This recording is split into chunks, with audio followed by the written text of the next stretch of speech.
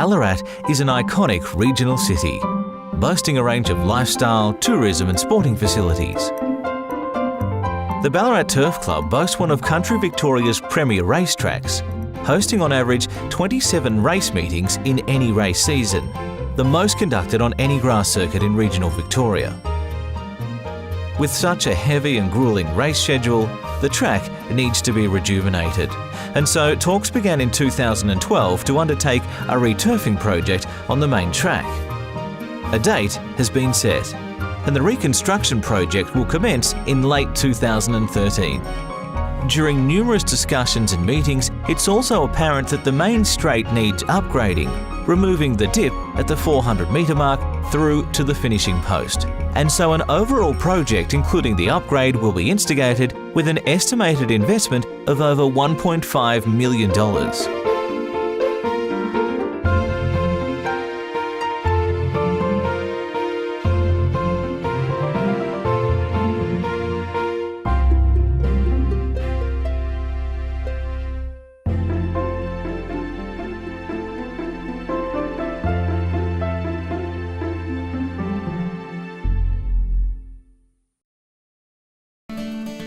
It's early 2013, and the project begins by involving a team of people including Racing Victoria, contractors, suppliers and staff to ensure the project will run as smoothly as possible.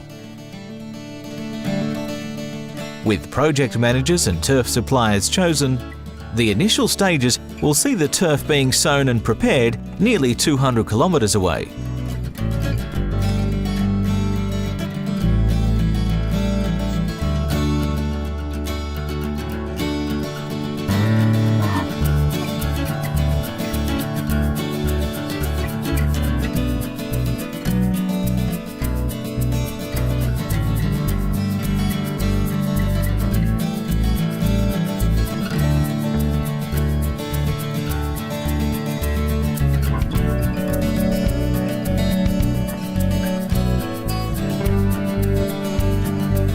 Given that the Ballarat Turf Club will be unable to hold any races during the project, a tight and time-sensitive schedule has been set in place, which will start at the closing of the gates on the season's final feature racing event. The sportsbet.com.au Ballarat Cup is not only the concluding feature event of the Victorian Spring Racing Carnival, but it will be the final event of the Ballarat Turf Club for 2013 and until the project is complete.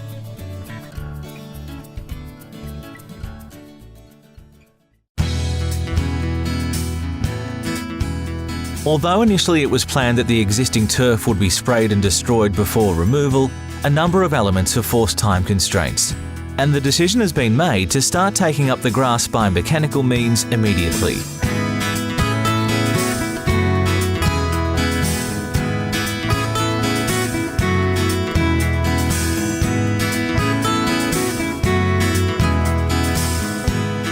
An early task is to remove the fencing to allow better equipment access and to avoid damage, and this is a job best left to the professionals. At the completion of the project, this will all have to be reinstated.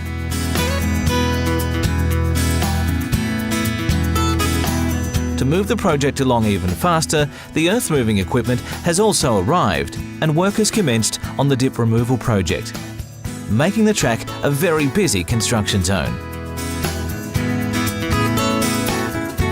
As with any project of this size and nature, there are always going to be surprises and unknowns, and this project is no different.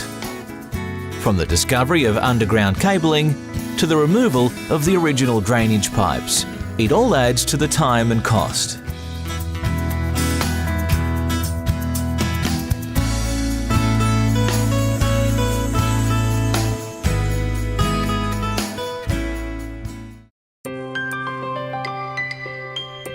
The weather will always play a big part in this type of project, and wet days are inevitable. One consideration may well be the time of year that this type of project is scheduled for. The project needed to consider not just the start and completion dates, but the seasons, and how quickly the new turf will take hold, ready for racing. On this project, it's now become a challenge with the seasons.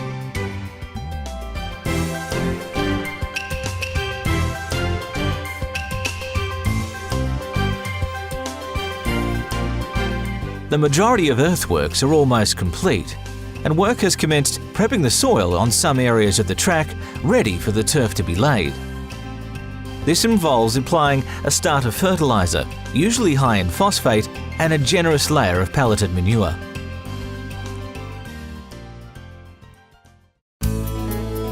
With rain comes water, and with water comes drainage issues. One aspect of the Ballarat Turf Club has been underground drainage, and it's always been on the books that the existing drainage is going to need managing. A key component of the Ballarat Returf project is the drainage investigation we need to complete. This involves completing, camera work of the existing drains and checking out the integrity of them. And then any drains we find that have issues with integrity, we need to either replace or repair. The main straight has now been completely cleared of old turf, and the final earthworks are about to take place. We've done some work with the dip along the home straight, and we've found some soft spots. As part of this, we've found that because they go into the drains, we need to pull out the existing drains through here and replace 6 lines of 300 metres of AG drains. This process appears to be quite time consuming and will extend the project timeline.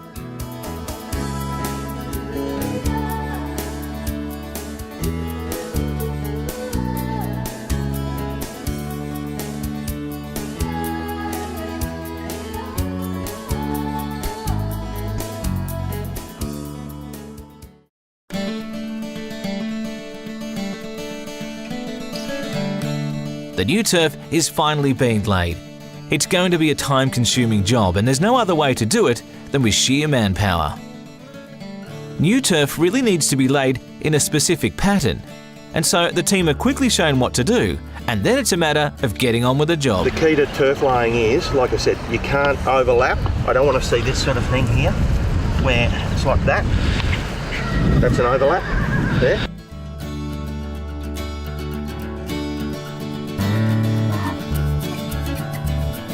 With thousands of square metres of turf to lay, it seems daunting. But with dedication and hard work, the job should take around 2 weeks.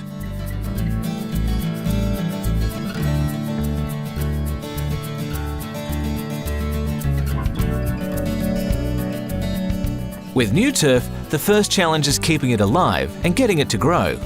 Water is essential. And not just any amount, but a well-planned water schedule and techniques are needed to ensure success.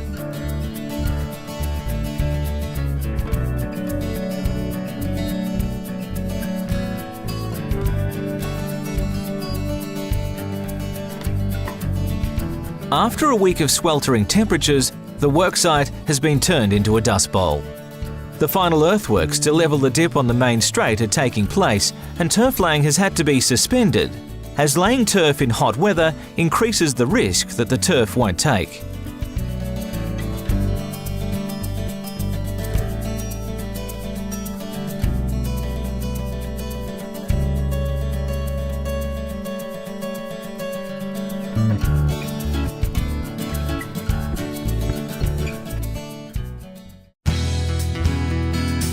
The dip is now well and truly gone, with the last of the earthworks almost finished.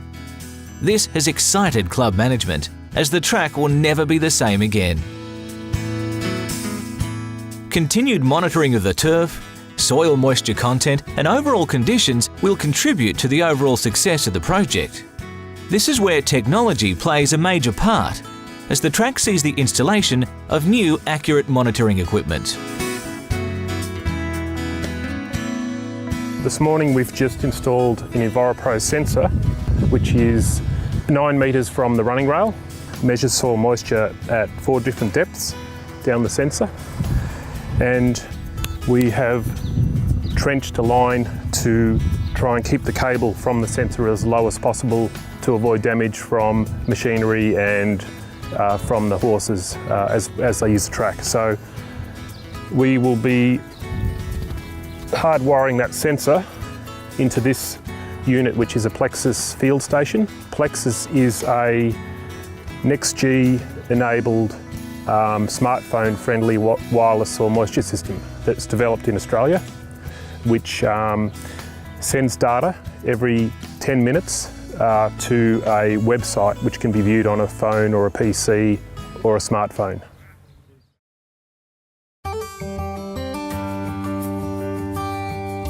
With the weather now more favourable for turf laying, the main straight is finally getting its long-awaited new layer of grass. Delays in supply and some bad weather have meant there is still a considerable amount of turf to be laid. But for the moment, at least, seeing the new turf across the start-finish line is a welcome distraction after planning took place nearly 2 years ago.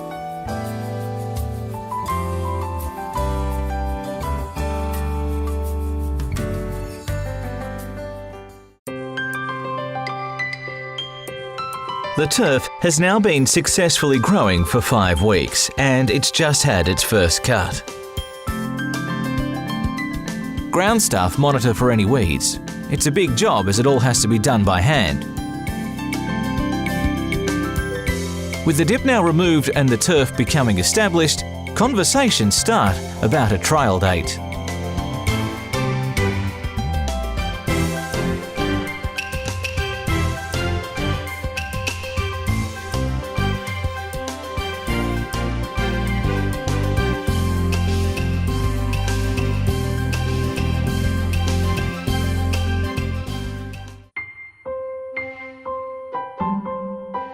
Whilst all the focus has been on the turf project from a management point of view, the locals have been following the project through the media.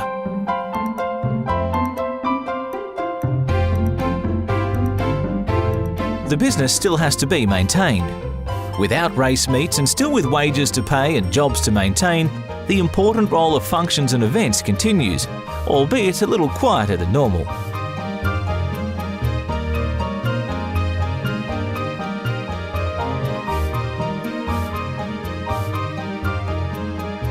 Did our best to build on non-race day functions, so we had some extra weddings and balls and school activities and those sorts of things just to try to keep the place rolling along. I think the important thing was just to make sure that our stakeholders were aware that we were going to be closed for a long period of time and just keep the communication up and just make sure that people understood that it was the short-term pain was for the long-term best interest of the club. With only a month until the day of the first official trial, ground staff and management need to ensure the turf is taking well, putting down some deep roots in preparation for the trial and upcoming race dates. It's also the first opportunity to get some feedback from jockeys.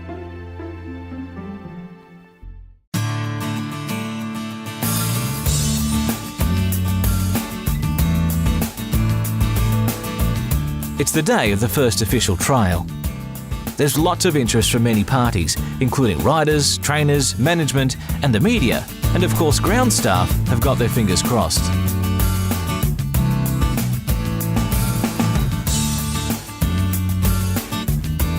After a lot of discussions and considerations, it's determined that the track simply isn't ready to recommence with race meets. Even though there's been a lot of preparation and considerable media exposure announcing the reopening, the tough decision has been made to cancel the opening day.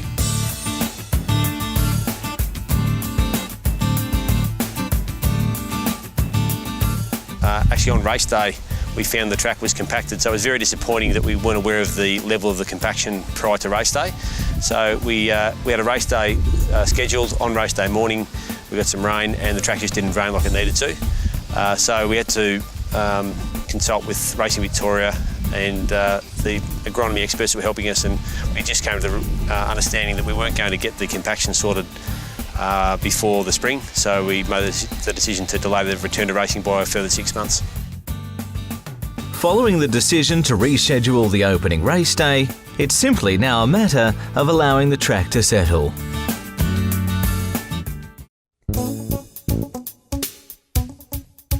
Now that the track is officially opened, it's receiving some very positive reviews.